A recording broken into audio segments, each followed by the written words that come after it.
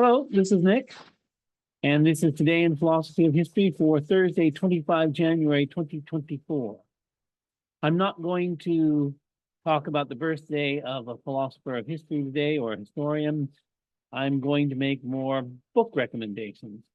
In my first episode in this series on philosophy of history, I recommended 10 books as an introduction where one might learn some of the concepts that are crucial to philosophy of history, including W.H. Walsh's Philosophy of History and Introduction, Philosophy of History by William Dray, What is History by Ted Carr, The Practice of History by Jeffrey Elton, The Philosophy of History in Our Time by Hans Meyerhoff, Varieties of History, edited by Franz Stern, History and Social Theory by Gordon Leff, History and Historians by Mark Gilderhouse, An Introduction to the Philosophy of History by Hegel, and The Historian's Craft by Mark Bloch.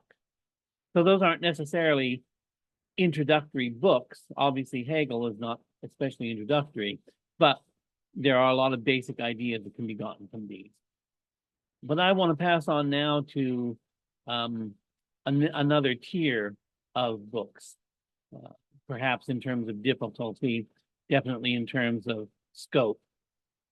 So first off, where philosophy of history begins is Augustine's City of God. I have 3 translations. This also from the Great Books of the Western World series. This is an abridgment. Even abridgment can have its uses.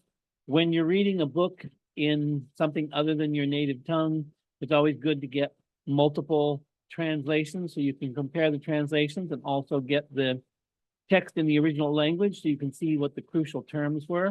If you're reading a book carefully and concerned with the arguments, you need to see if the translator has handled the passages differently and translated a given word differently in different contexts. Often that's entirely legitimate from the standpoint of the translator's task, but from the standpoint of philosophical argument, you want to know exactly the word that's used in the context that's used, and seeing how different translators have handled this task is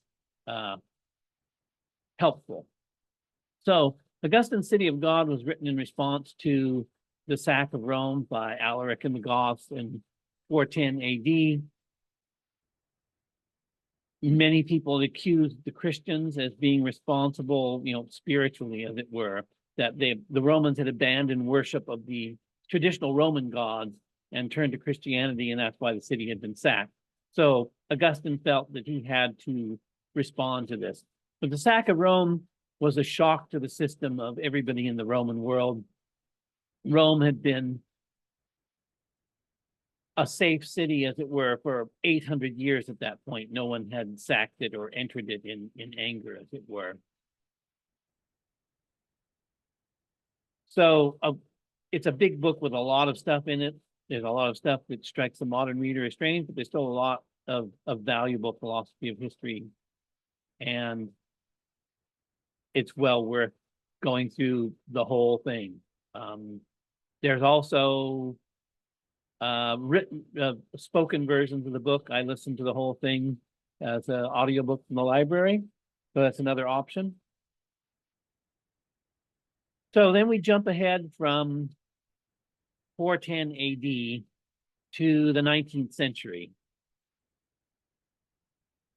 And that's kind of odd that we have to jump over more than 1,000 years of history,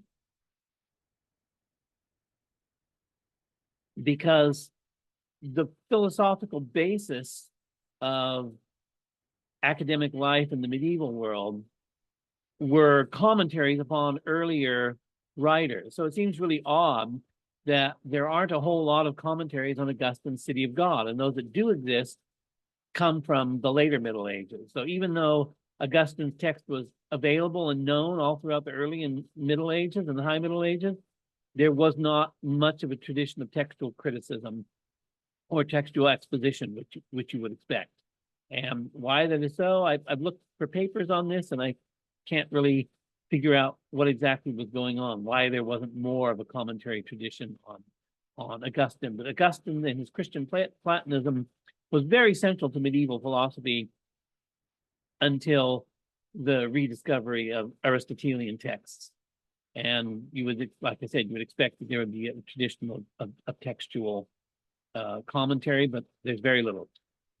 So there's very little philosophy of history that, is written up until the Enlightenment. And then when the Enlightenment appears, then we get all kinds of people.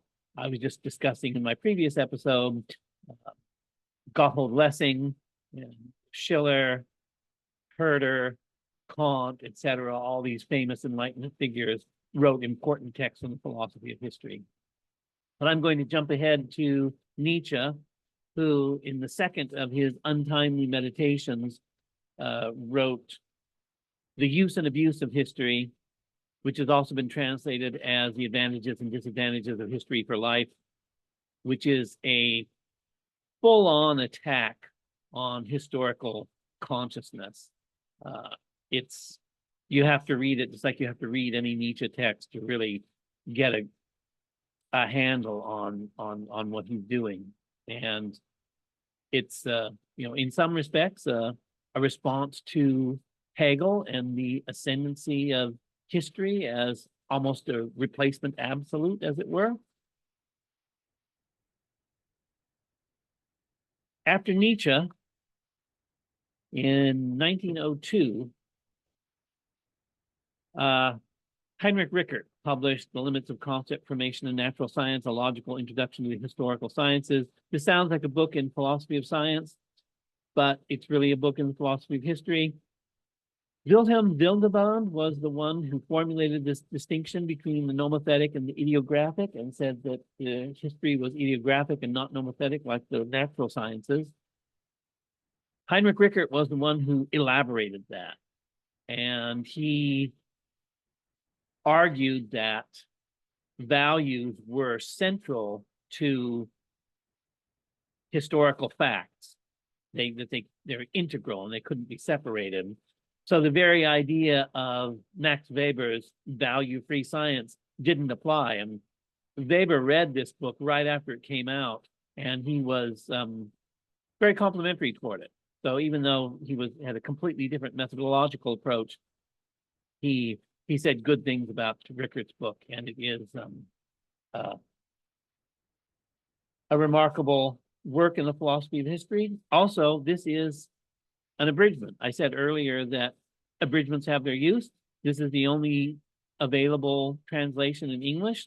So if you're going to read it in English, this is what you get, and it's an abridgment, and you have to look to the original German text if you want to see the full thing. And it's been my personal experience that whenever you look through an abridgment and then look at the original, you find that what the editor left out were all of the most interesting things that would have been the center of your attention if you had been interested in making that book and maybe making your own abridgment to it. So that's, your mileage may vary, as they say. So that was just the turn of the century, but the interwar period in the 20th century was quite fertile for philosophies of history, and starts with an introduction to the philosophy of history, an essay on the limits of historical objectivity by Raymond Aron. Aron was a very prolific writer in sociology, but he did write this book on philosophy of history, and many people, at least two writers I've run into, have called this the best book on philosophy of history that has been written, period. It was first published in 1938, revised edition in 1948, English translation in 1961. So when it was written, when the first edition came out in 38, it was before Temple, long before Danto, and it was, analytical philosophy of history before almost anyone else was doing analytical philosophy of history. You could say that what Rickert was doing was analytical philosophy of history, but it's in a very different tradition of thought. And also, as you could tell by the subtitle, an essay on the limits of historical objectivity. It takes directly on the problem of historical objectivity, which became a central question in 20th century philosophy of history, like the problem of historical explanation. At the same time that Aron was writing that, R.G. Collingwood was writing the manuscript that would be included in the idea of history. This was published in 1946 posthumously by his student T.M. Knox. Knox was also a translator of several Hegelian works into English. And it's kind of a peculiar book. I read at least one person say that Collingwood wrote this book on history and put everything he wanted to say into the appendix. And certainly the appendices are probably the most interesting part of the book.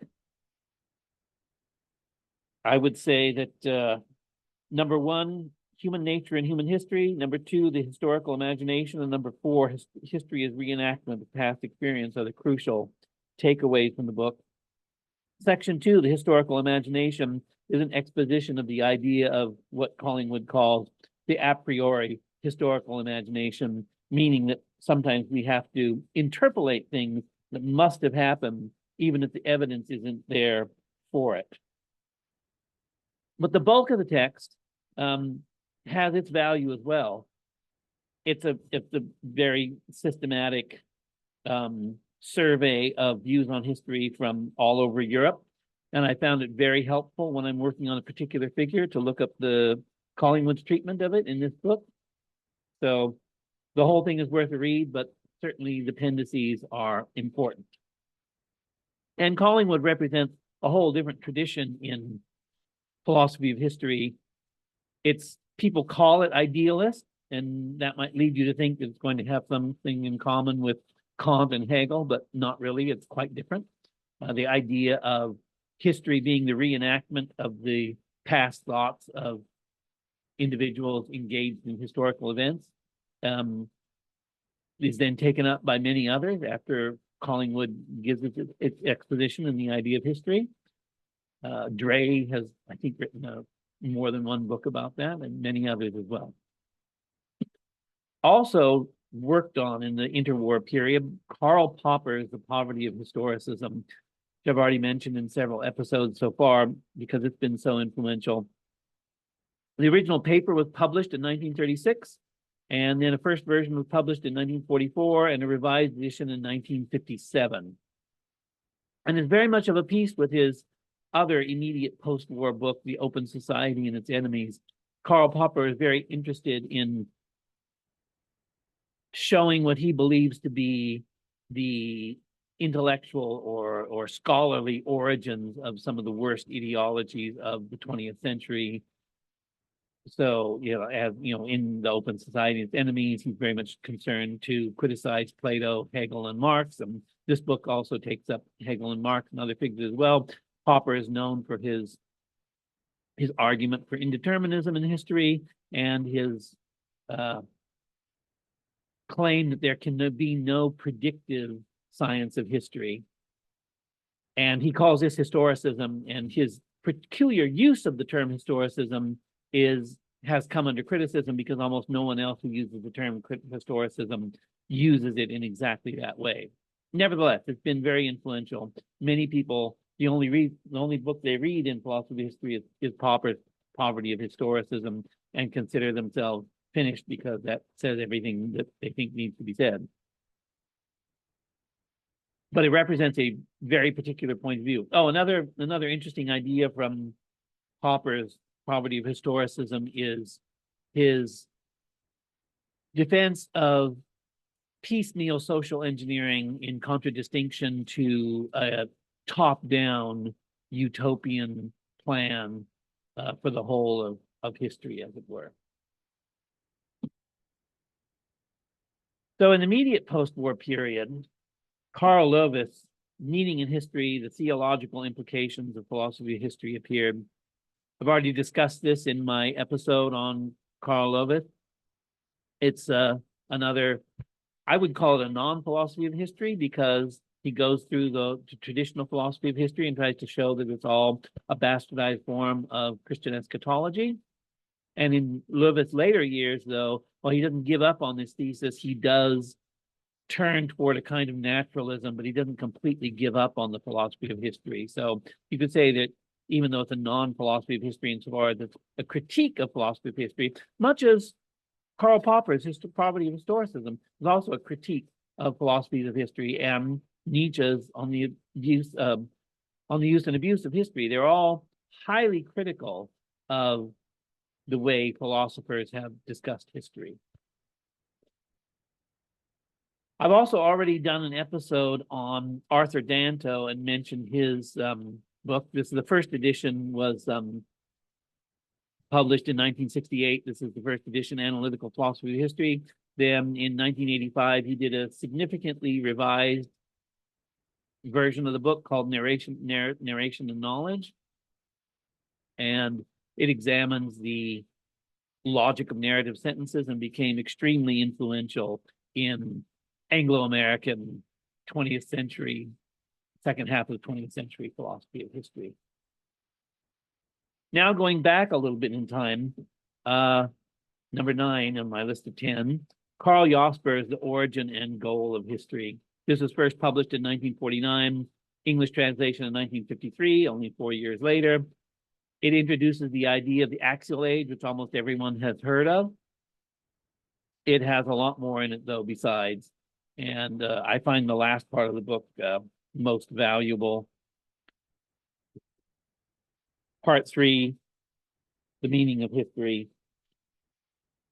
And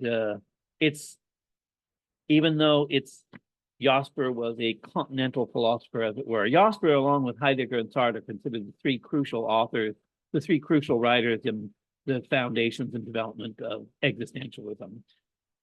But you rarely hear people referring to an existentialist philosophy of history. You can call this an existentialist philosophy of history, but Jasper doesn't call it that, and it doesn't really remind you very much of Sartre or Heidegger or others who have come along and attempted to formulate an existentialist philosophy of history. But it is a continental perspective, and it's quite different from the other books I've mentioned so far, so it has its own value. Now, this might sound unlikely, but number 10 on my list is History and Structure, an essay on Hegelian, Marxist, and structuralist theories of history by Alfred Schmidt. In the second half of the 20th century, continental philosophy was dominated by Marx and Freud. I think even Löwith made a joke about that eventually. But this is a valuable book because it gives, in a short compass, it's not a very long book, a review of a lot of developments in continental thought. Obviously, Marx's historical materialism was extremely influential, and almost everybody on the continent, whether they were writing in German or French, were influenced by this. And Schmidt's book gives them a nice conspectus, as it were, of this tradition. It's written clearly, unlike a lot of other continental works. It has a lot of notes, so if you follow up on everything, you can get an idea of what was going on the continent in the second half of the 20th century. So once again, this is very different from Jasper's, and Jasper's is very different from these other books I mentioned, but all 10 of those give their own distinctive perspective on philosophy of history, and each of them is connected to a particular tradition of thought, which in some form or another picks up earlier traditions, and in some form or another is still present in contemporary thought. So thanks for listening, and I'll talk to you next time.